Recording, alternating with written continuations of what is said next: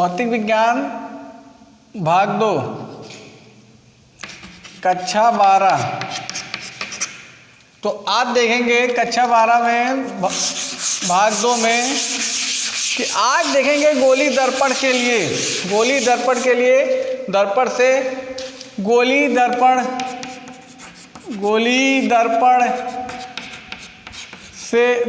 दर्पण की फोकस दूरी दर्पण से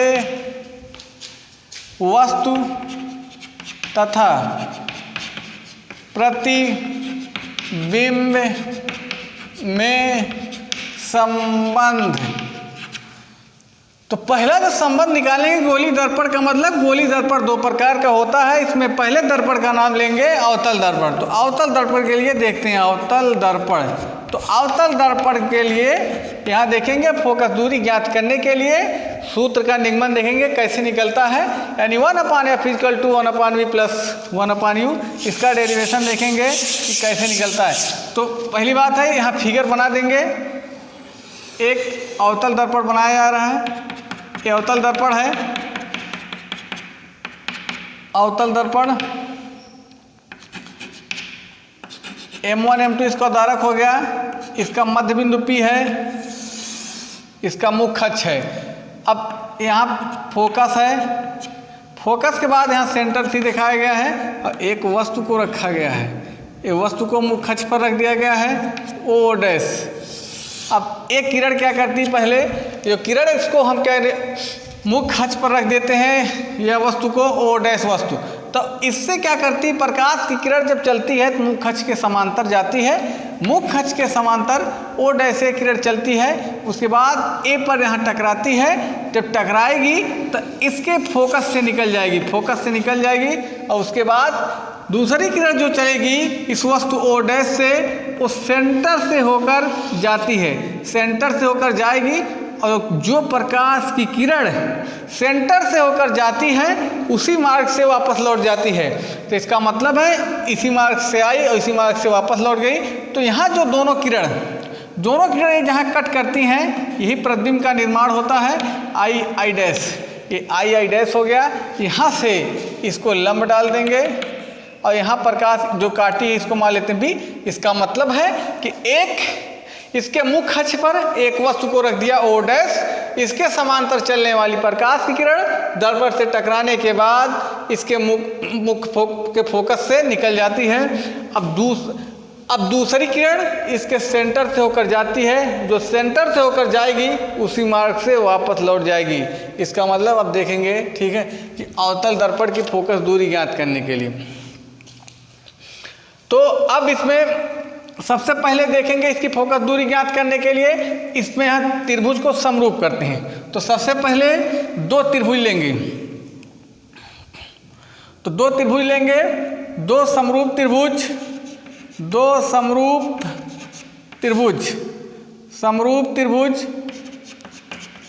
तो पहले त्रिभुज लेंगे O', त्रिभुज O', तथा त्रिभुज I', में। तो इस त्रिभुज का लंब O' बटे इस त्रिभुज का लंब I' इक्वल टू इस त्रिभुज का आधार OC बटे इस त्रिभुज का आधार IC।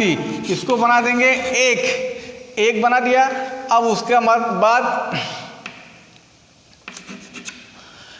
उसके बाद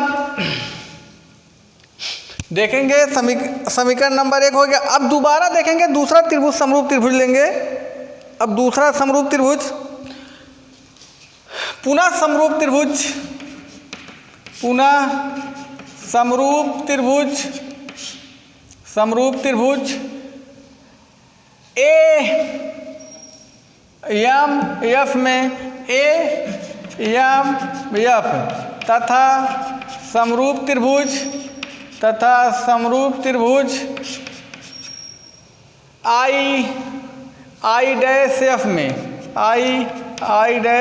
I''F में।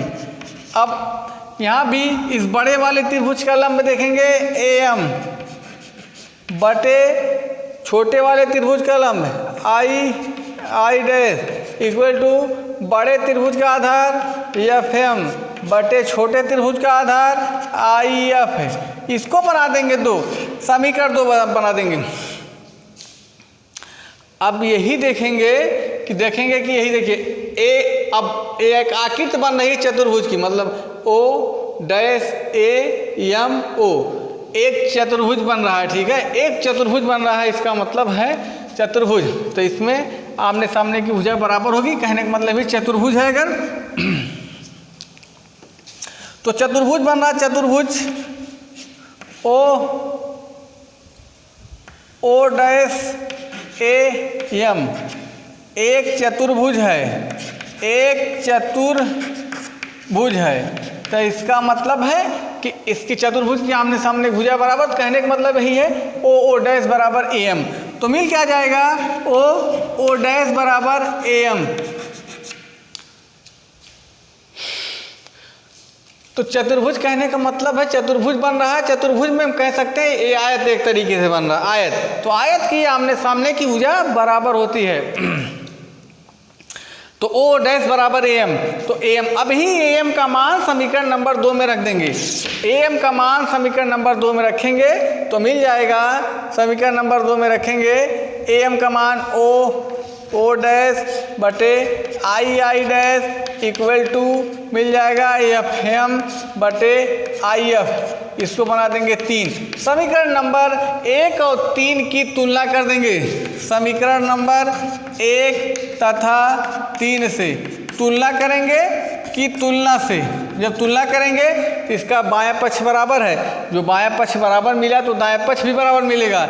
इसलिए हमको मिल जाएगा FM बटे IF इक्वल टू OC बटे IC। यही मिल जाएगा हमको, FM बटे IF इक्वल टू OC बटे IC।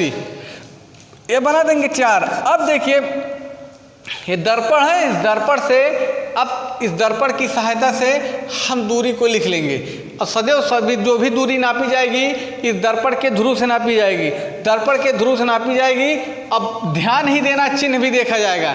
जो दूरी आपतित किरण की दिशा में नापी जाएगी उसको धनात्मक लेंगे, जो दूरी आपतित किरण के विपरीत दिशा में नापी जाएगी उसे ऋणात्मक लेंगे। तो कहने का मतलब यही है कि FM जो है इसका कहने का मतलब FM, तो M बिंदु जो हमारा है वो P से बहुत करीब है। इसका मतलब है कि जो M वाला बिंदु है इसको भी मान लेंगे कि P पे बहुत करीब, इसलिए FM के स्थान पे लिख सकते हैं FP बटे IF इक्वल टू OC बटे IC। ये 5 बना देंगे। अब दूरी लिख देंगे FP का मतलब है, इसको लिख देंगे FP मतलब ध्रुव से फोकस की दूरी हम इधर नाप लें, प्रकाश की किरण की दिशा इधर, इसका मतलब है FP बराबर -F। तो जो भी दूरी नापेंगे ध्रुव से तो इसके स्थान पे लिख सकते हैं FP के स्थान पे -F। IF के स्थान पे लिख सकते हैं IF PI minus PF। PI में से PF घटाएंगे तो IF आ जाएगा, PI माइनस PF बराबर OC निकालने के लिए अगर PO माइनस PC कर देंगे, PO माइनस PC कर देंगे तो आ जाएगा OC। PO माइनस PC बराबर OC। अब IC लिख सकते हैं, IC का मतलब PC माइनस PI। अब सबका मान रख देंगे -F। PI ध्रुव से प्रतिबिंब की दूरी, -U माइनस PF ध्रुव से फोकस की दूरी, -F हो जाएगा। ये -F होगा बराबर, अब PO ध्रुव से वस्तु की दूरी, -U माइनस PC ध्रुव से वक्रता केंद्र की दूरी, वक्रता से इसका मतलब PC के स्थान पे लिख सकते हैं -2R बटे PC। अब इसके स्थान पे लिख सकते हैं -2R माइनस PI का मतलब वस्तु से प्रतिबिंब की दूरी, तो प्रतिबिंब की दूरी -V। अब इसी को हल कर देंगे। अब यहाँ देखिए इसको हल कर देंगे तो अब इस फिगर को हम मिटा देते हैं, यहीं पर इसको हल कर देते हैं। अब देखते हैं अब तिरछा गुणा कर देंगे तो माइनस एफ बटे माइनस वी, ए माइनस माइनस से गुणा कर देंगे, अंदर प्लस होगा, माइनस प्लस एफ हो जाएगा equal to minus u, minus minus गुणा करेंगे प्लस 2r, इसका मतलब है पीसी। तो इसके स्थान पे जो हम लिखेंगे क्या, पीसी बराबर होता है यानी 2f इसके स्थान पे लिख सकते हैं, r नहीं होगा, माइनस 2f इसके स्थान पे हो जाएगा माइनस 2f। अब माइनस एफ बटे माइनस वी प्लस एफ बराबर माइनस यू, ये माइनस माइनस का गुणा हो जाएगा प्लस 2f हो जाएगा बटे minus 2f minus minus plus v, cross गुणा करेंगे तो मिल जाएगा माइनस माइनस का गुणा plus 2f square minus f v equal to minus minus plus u v minus 2f v. अब फिर प्लस एफ से गुणा करेंगे, माइनस प्लस का गुणा करेंगे तो प्लस माइनस का गुणा माइनस एफ यू धन 2f स्क्वायर। अब 2f स्क्वायर कैंसिल कर देंगे। अब उसके बाद माइनस 2f वी है, इसको इधर लाएंगे, plus 2f v minus f v equal to,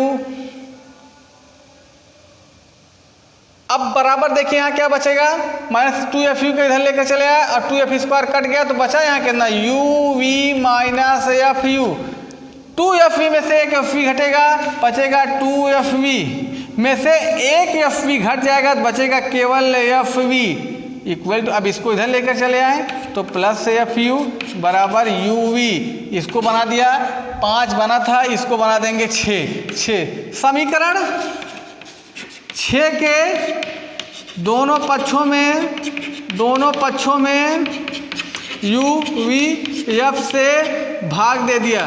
भाग देने पर हमको रिजल्ट मिल जाएगा 1/f बराबर 1/v प्लस 1/u। इसका मतलब है अवतल दर्पण की फोकस दूरी ज्ञात करने का formula 1/f equal to 1/v plus 1/u। यही उत्तल दर्पण के फोकस दूरी ज्ञात करने के लिए यही सूत्र मान्य है। इसका मतलब, लेकिन उसका डेरिवेशन फिगर दूसरा है, ये अवतल दर्पण के फोकस दूरी ज्ञात करने का सूत्र है।